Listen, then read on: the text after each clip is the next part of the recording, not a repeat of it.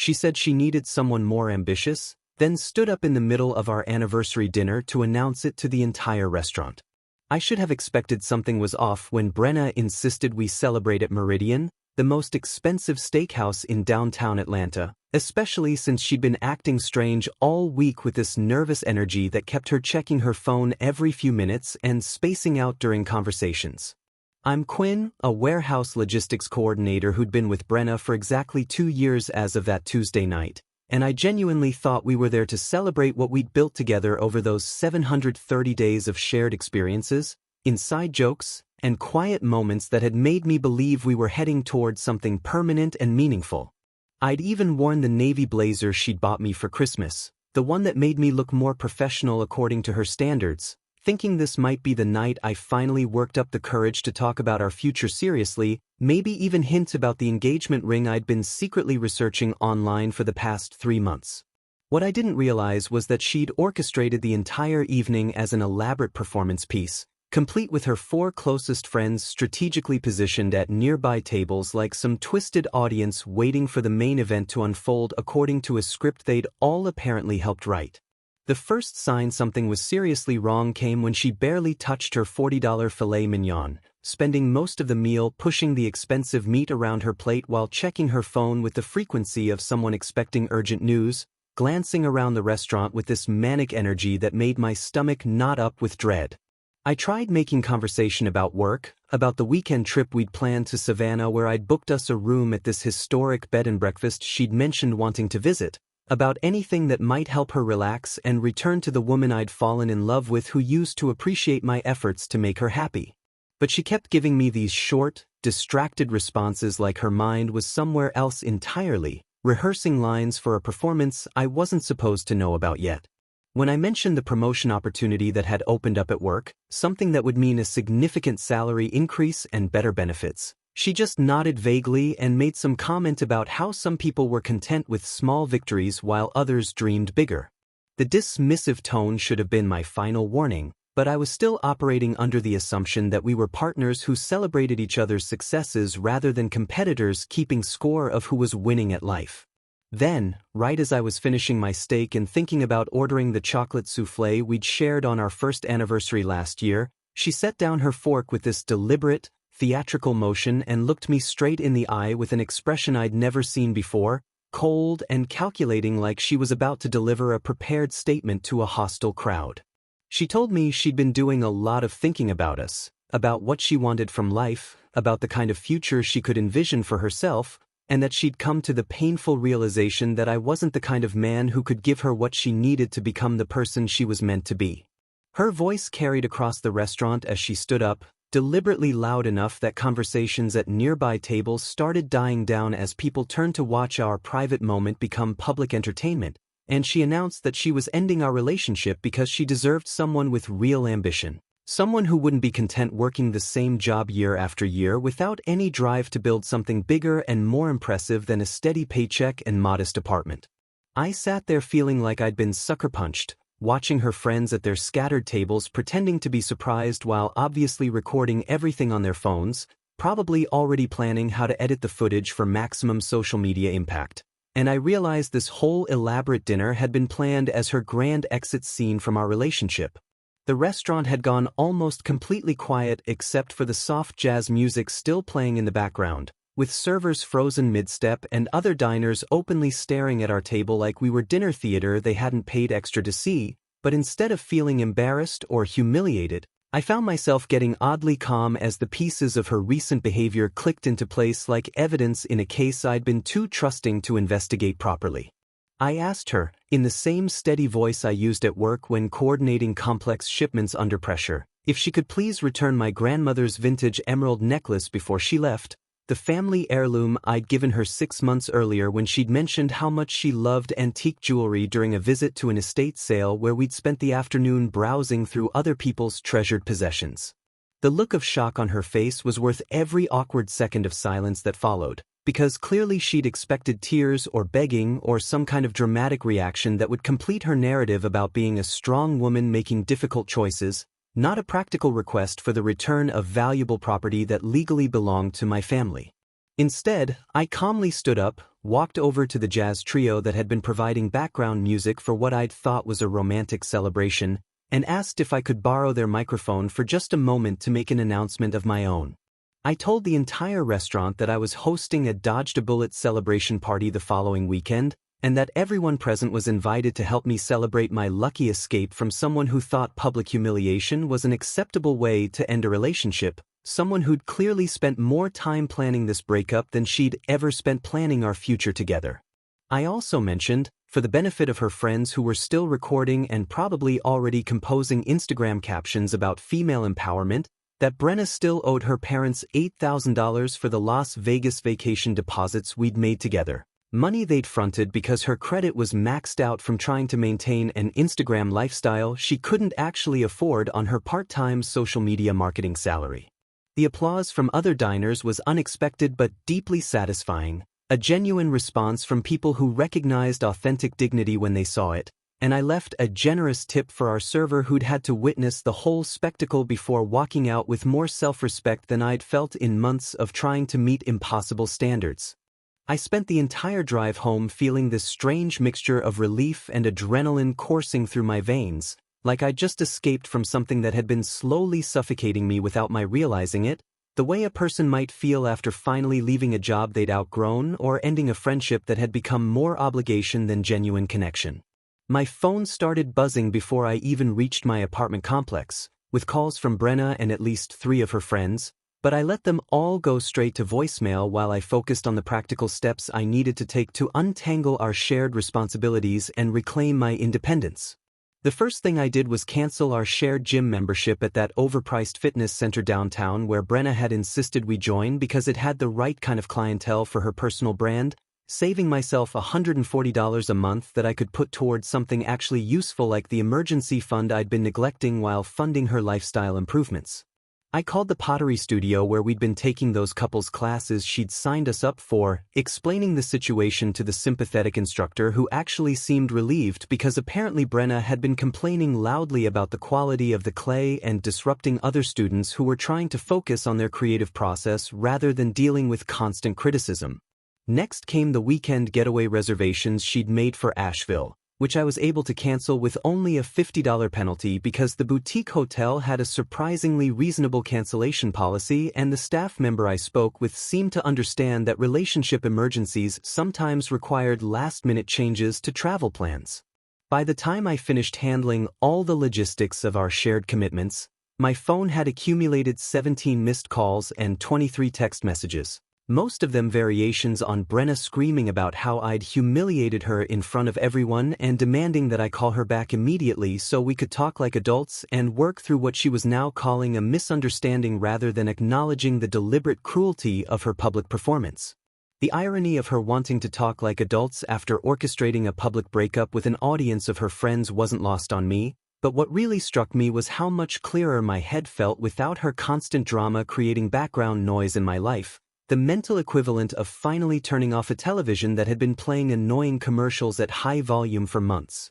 My sister Kaya called around 11 that night, having heard about the restaurant incident through the social media grapevine that connected all our mutual friends and acquaintances, and she surprised me by saying she'd actually been worried about our relationship for months but hadn't known how to express her concerns without seeming judgmental or interfering. She told me that she and her husband Marcus had noticed how different I seemed when Brenna was around, quieter and more tense, like I was constantly walking on eggshells trying to avoid triggering one of her mood swings or public scenes that would require damage control and elaborate apologies to innocent bystanders. They'd apparently had multiple conversations about whether they should say something, but had decided it wasn't their place to interfere unless I asked for their opinion directly, a decision they now regretted after seeing how relieved I sounded just hours after the breakup. Kaya mentioned that Brenna's constant need to document everything for Instagram had made family gatherings feel like photo shoots rather than actual celebrations, with everyone expected to pose and perform rather than just enjoy each other's company like normal people who weren't trying to create content for social media consumption.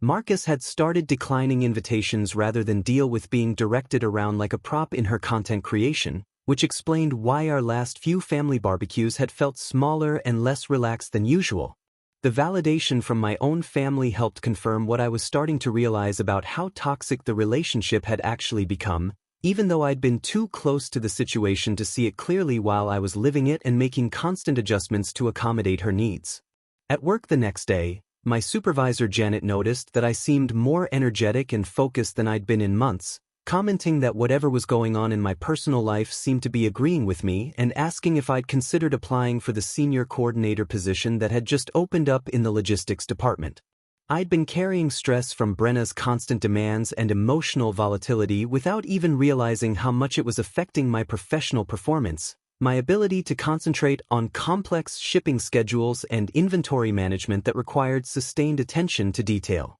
Having that weight lifted made me remember why I'd actually enjoyed my job before everything became about managing her expectations and dealing with the fallout from whatever crisis she'd created that week through her poor decision-making and lack of impulse control.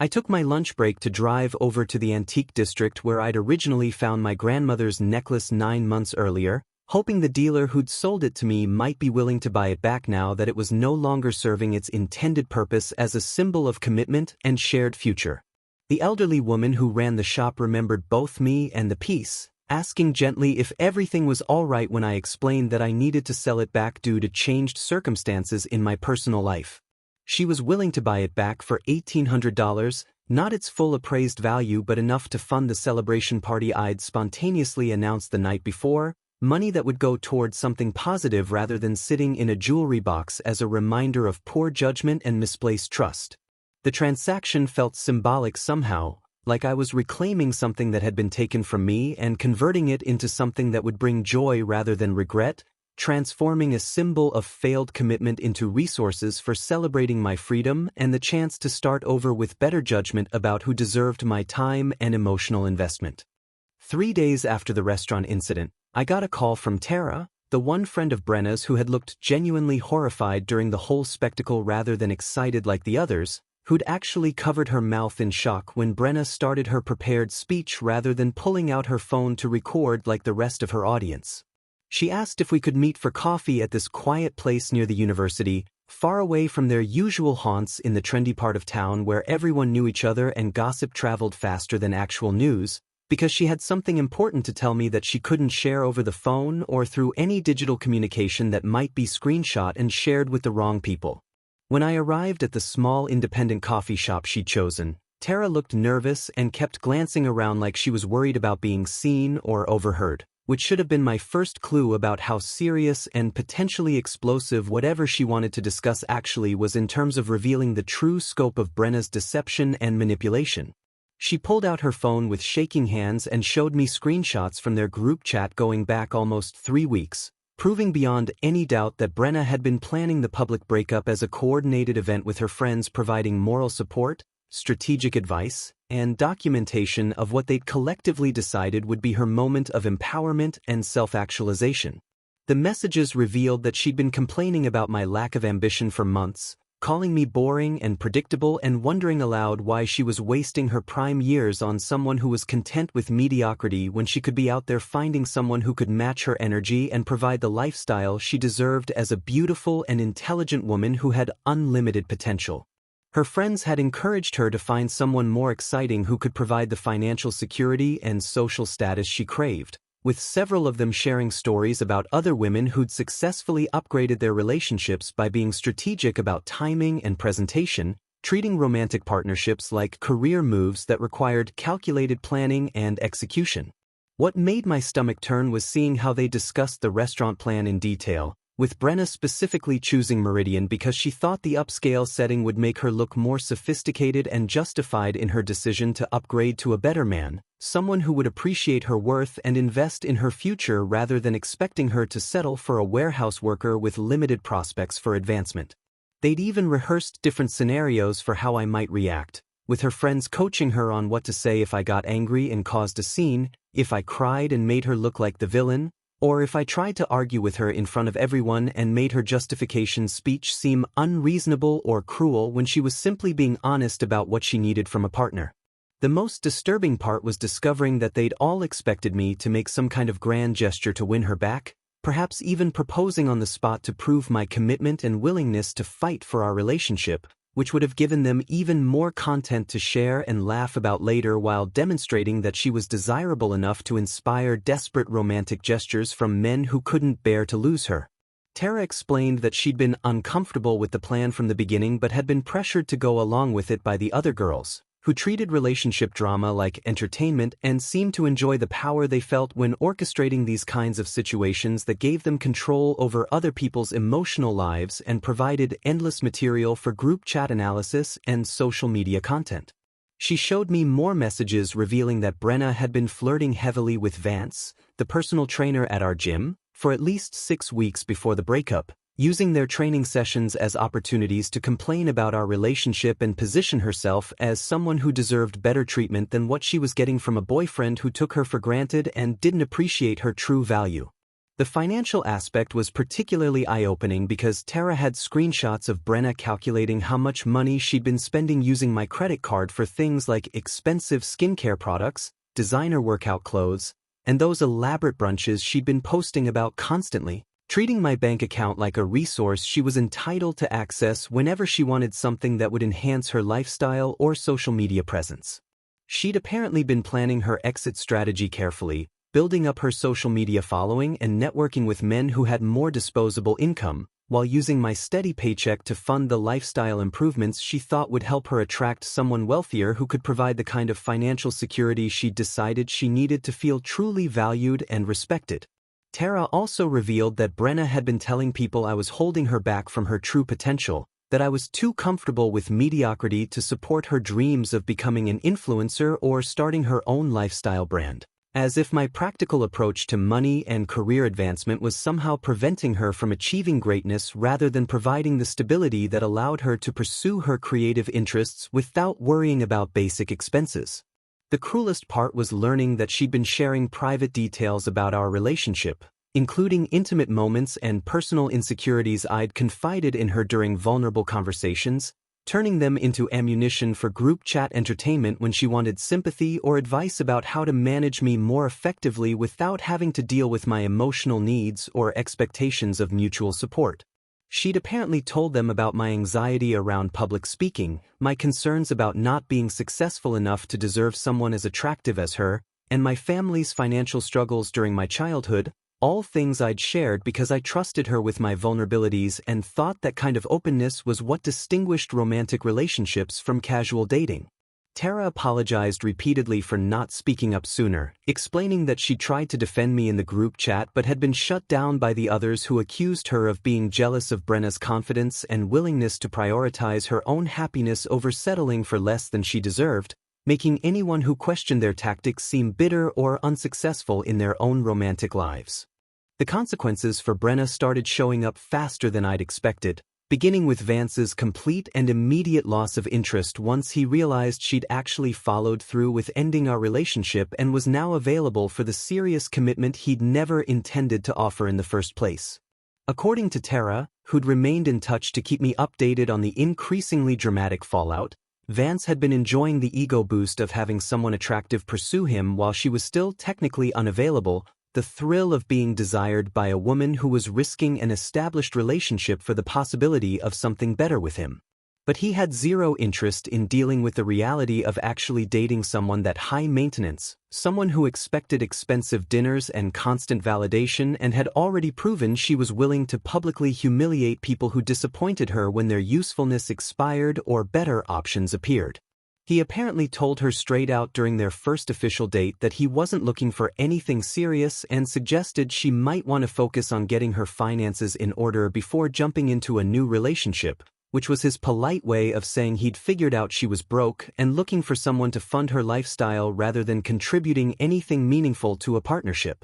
The rejection hit her particularly hard because she'd been so confident that her looks and social media presence would be enough to secure his interest once she was actually available, not realizing that men who have genuine options tend to be much more selective about who they're willing to invest time and money in beyond casual entertainment. Brenna's parents were even less sympathetic when they found out what had happened, demanding that she immediately repay them the $8,000 they'd fronted for our vacation deposits and threatening to cut off her credit card if she didn't start taking responsibility for her financial decisions instead of expecting them to subsidize her poor judgment indefinitely.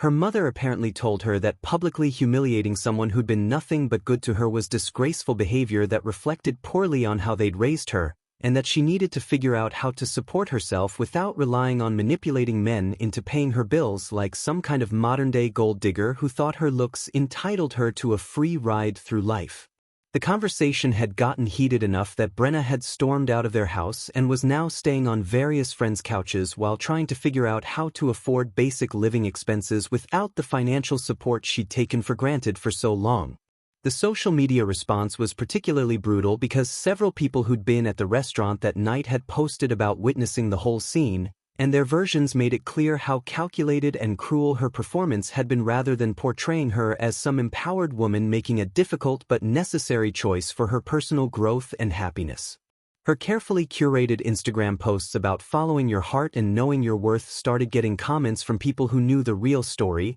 with former classmates and acquaintances pointing out the hypocrisy of someone who'd never worked a full-time job lecturing others about ambition and self-respect while living off other people's money and effort. The backlash was swift and merciless, with people sharing screenshots of her old posts bragging about expensive dinners and shopping trips that everyone now knew had been funded by the boyfriend she just publicly dumped for not being successful enough to deserve her continued attention and affection. Even within her friend group, cracks were starting to show as Tara and another girl named Jess began publicly distancing themselves from the manipulation and planned humiliation tactics, recognizing that their participation in the scheme made them complicit in genuinely cruel behavior that went far beyond normal relationship drama. Tara posted something on her own Instagram about the importance of treating people with basic decency even when relationships end, which everyone understood as a direct response to Brenna's behavior, while Jess started liking and commenting supportively on posts from people who'd criticized the restaurant incident and called out the performative nature of the whole breakup.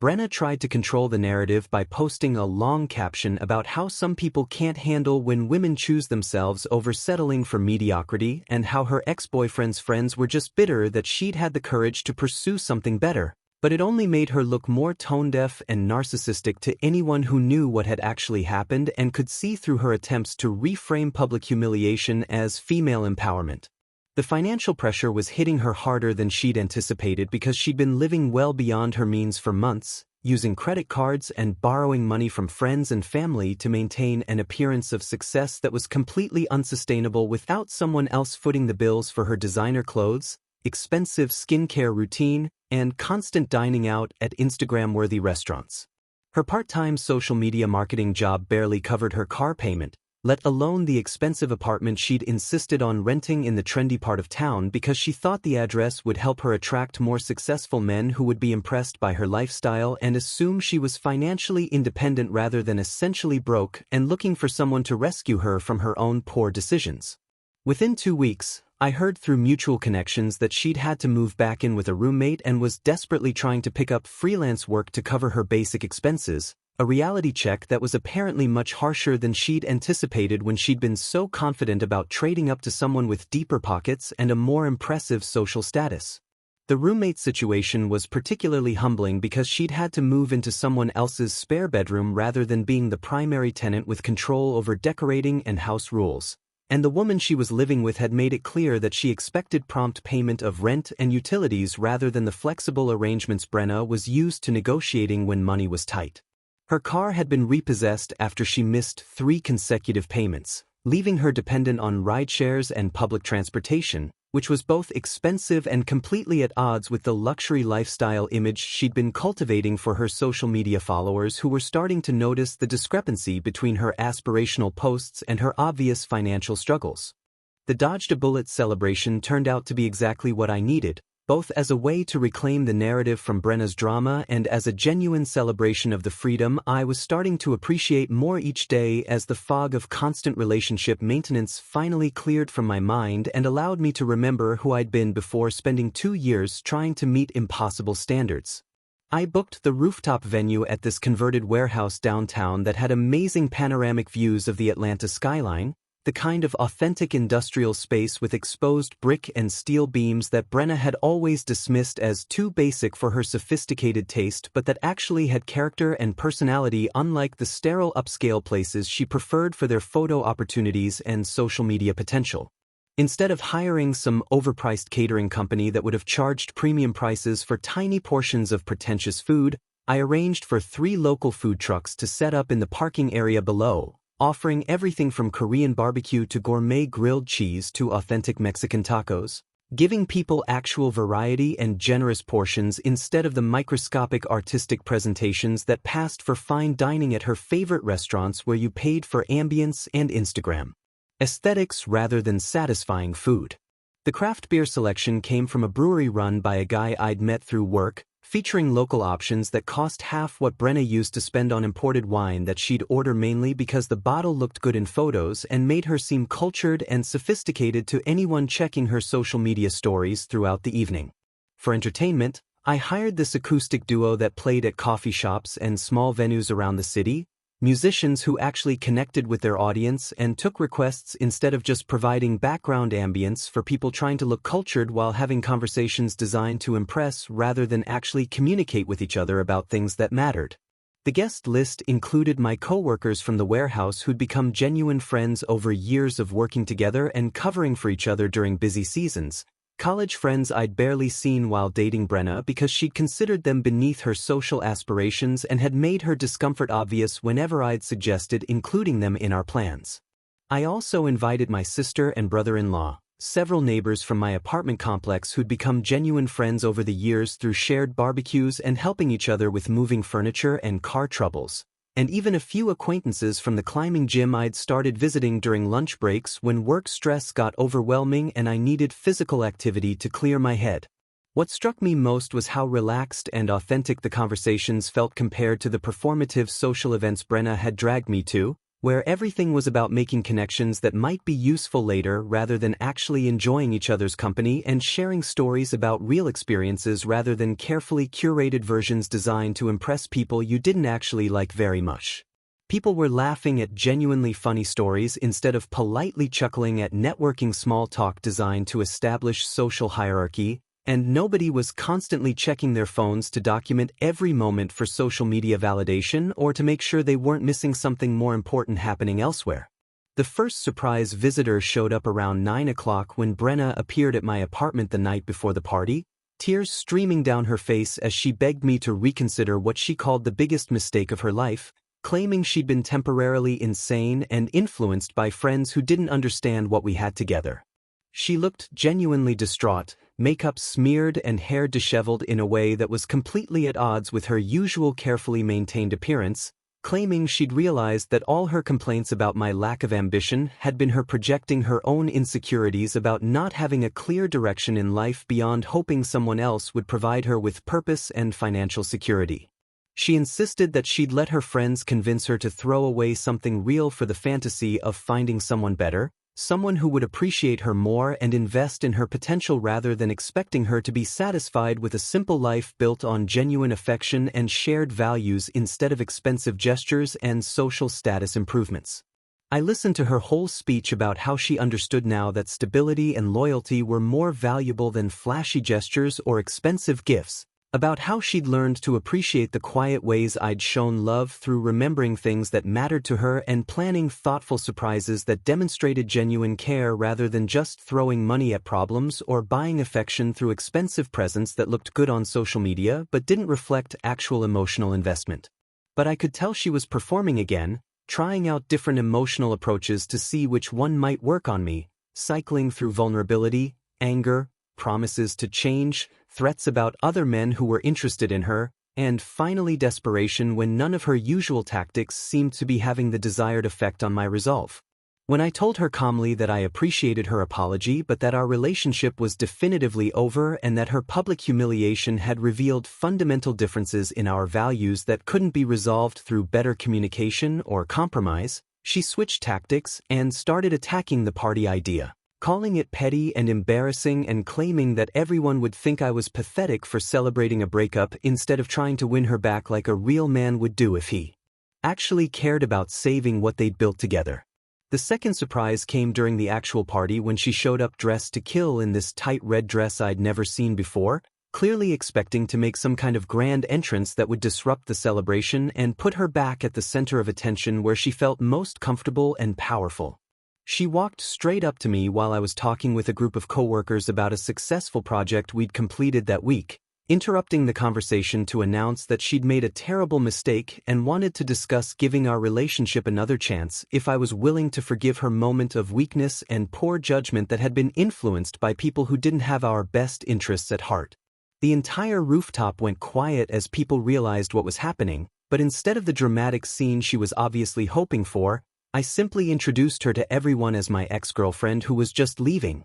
then calmly explained that I'd meant what I said about our relationship being over and that showing up uninvited to try to cause a scene wasn't going to change my mind about anything or demonstrate the kind of personal growth that would make me reconsider my decision. The applause that followed was even more satisfying than what had happened at the restaurant because this time it came from people who actually knew and cared about me, rather than strangers who were just entertained by unexpected drama, and it felt like genuine support for my decision to prioritize my own well-being over someone else's need for attention and validation.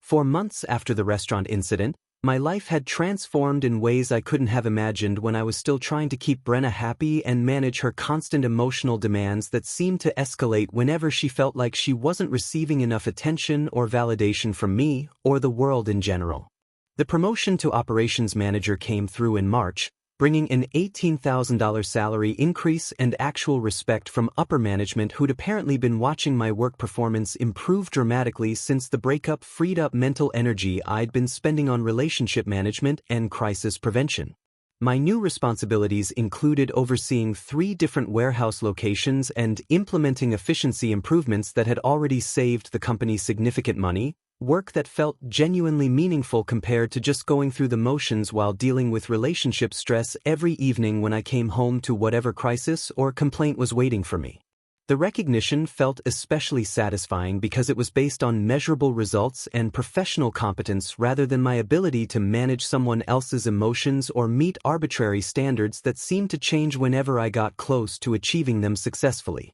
I used the extra income and money saved from not funding Brenna's expensive lifestyle to move into a better apartment in a quieter neighborhood, a 2-bedroom place with actual character that had exposed brick walls and hardwood floors instead of the sterile modern complex she'd insisted we consider when we talked about living together and combining our resources to afford something nicer. The second bedroom became a home office where I could work on the logistics certification program I'd enrolled in, something I'd been wanting to pursue for years but had never had the mental energy or financial freedom to tackle while dealing with her constant crisis management and emotional labor demands that left me exhausted at the end of each day. The quiet space allowed me to focus on professional development without interruptions or complaints about how much time I was spending on something that didn't directly benefit our relationship or provide immediate gratification for her need to feel prioritized above all my other interests and commitments. Rock climbing turned out to be the perfect new hobby to replace the expensive dinner dates and shopping trips that had eaten up my weekends when we were together, offering both physical challenge and a community of people who were more interested in personal growth and genuine accomplishment than social media appearances or competitive consumption. Brenna had always called outdoor activities like hiking and climbing too dangerous and pointless, claiming she didn't understand why anyone would choose to get dirty and sweaty when they could be enjoying civilized activities like wine tastings or art gallery openings that looked better in photos and provided opportunities to network with interesting people who might be useful for advancing her social status. The climbing gym became my regular Thursday evening destination, and weekend trips to North Georgia gave me a chance to practice on real rock faces while enjoying the kind of quiet natural beauty that actually recharged my energy instead of draining it through performative socializing designed to impress people I didn't actually like very much. In May, I took my first solo vacation in years, a week-long trip to Colorado that I'd been dreaming about since college but had never pursued because Brenna considered camping and outdoor adventures to be boring activities for people who couldn't afford real luxury travel to destinations that would provide impressive content for social media documentation.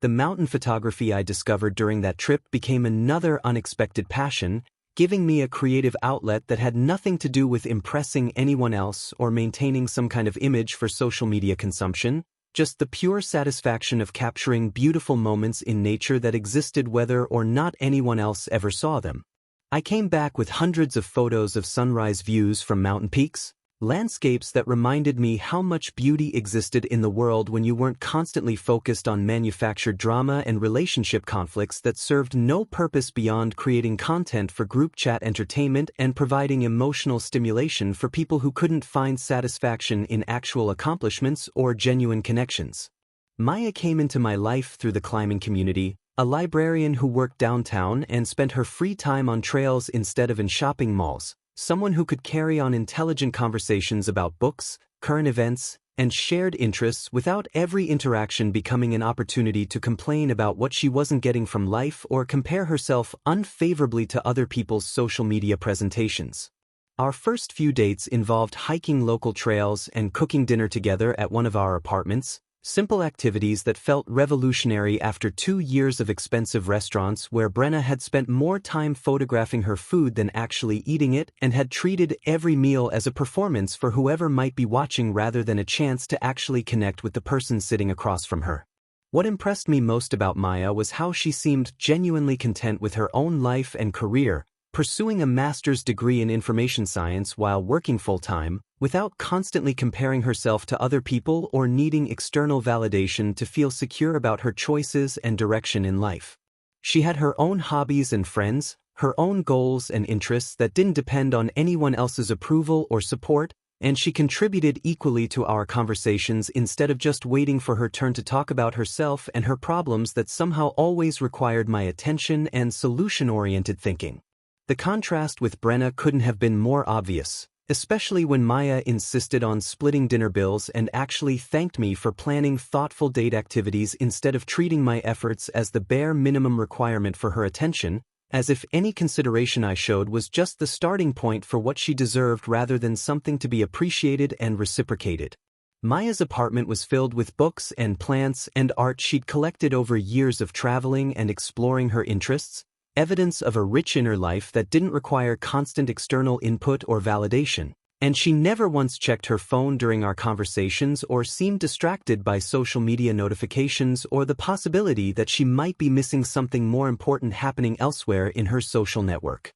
Brenna's final message came through her cousin's phone in late September, a long rambling text about how she'd finally learned what real love actually looked like and wanted to apologize for treating me like a supporting character in her life story instead of recognizing me as the leading man I'd always been, someone who'd been consistently present and supportive while she'd been too focused on what she thought she deserved to appreciate what she already had. She claimed that watching me build this new life from a distance, through mutual friends and social media glimpses that showed me genuinely happy and thriving without her, had made her realize how much she'd taken for granted and how little she'd actually contributed to our relationship beyond her physical presence and the social status she thought her beauty provided to my otherwise ordinary existence. The message went on for paragraphs about how she understood now why I'd been able to walk away with such dignity while she'd fallen apart completely, losing friends and financial security and any sense of who she was without someone else providing the foundation for her lifestyle and self-worth,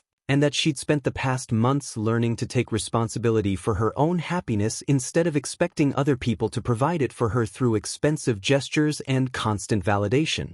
I stared at the message for a long time, remembering the person I'd been when we were together, constantly second-guessing myself and trying to anticipate her moods to avoid triggering another dramatic episode or public scene that would require elaborate damage control and apologies to innocent bystanders who'd gotten caught in the crossfire of her emotional volatility. The woman who'd publicly humiliated me for not being ambitious enough was now admitting that she'd been projecting her own lack of direction onto me, using my steady presence as a security blanket while she figured out what she actually wanted from life beyond the fantasy of being rescued by someone with more money and social status who would solve all her problems without requiring any personal growth or contribution on her part. The response I sent back was simple but honest, thanking her for finally being direct about who she really was, even if it had taken a public humiliation and months of consequences to reveal her true character, and wishing her luck in finding whatever it was she'd been searching for when she decided I wasn't ambitious enough to deserve her continued attention and affection.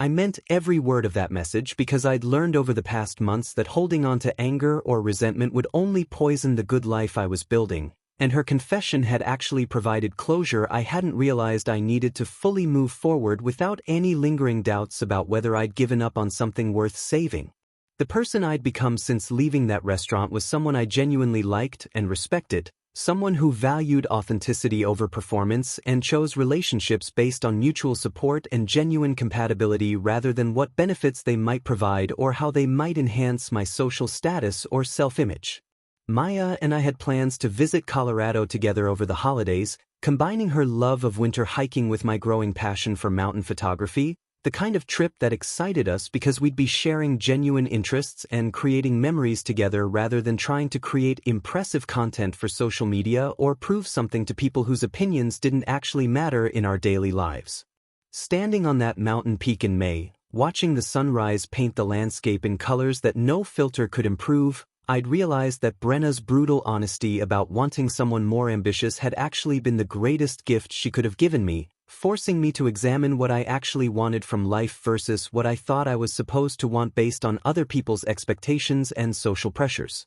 She'd forced me to confront whether I was genuinely satisfied with my career and goals or if I'd been settling for less than my potential, leading me to pursue the certification program and promotion that had improved my professional prospects significantly and given me confidence in my ability to provide for myself and anyone I chose to share my life with in the future. The story ended not with dramatic revenge or her crawling back begging for forgiveness, but with the simple recognition that sometimes the best thing someone can do for you is show you exactly why you're fundamentally incompatible, saving you years of trying to compromise your values and authentic self to accommodate someone who doesn't appreciate what you have to offer. I was planning another celebration, not of dodging a bullet this time, but of building something real and lasting with someone who appreciated the same things I did, someone who saw planning and thoughtfulness as expressions of love rather than evidence of boring predictability that prevented her from achieving her full potential.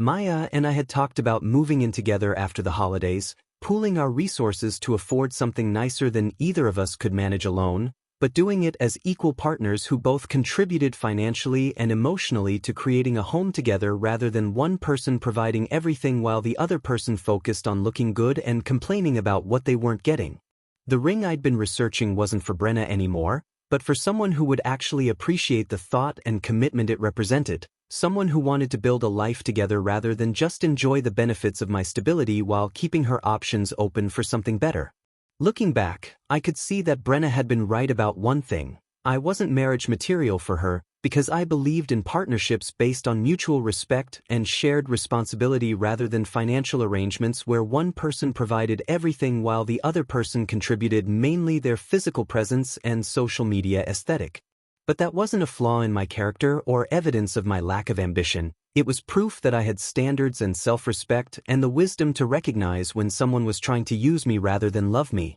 And I was grateful that her cruelty had revealed these incompatibilities before I'd wasted any more time or emotional investment on someone who would never see me as anything more than a convenient source of financial security and emotional labor.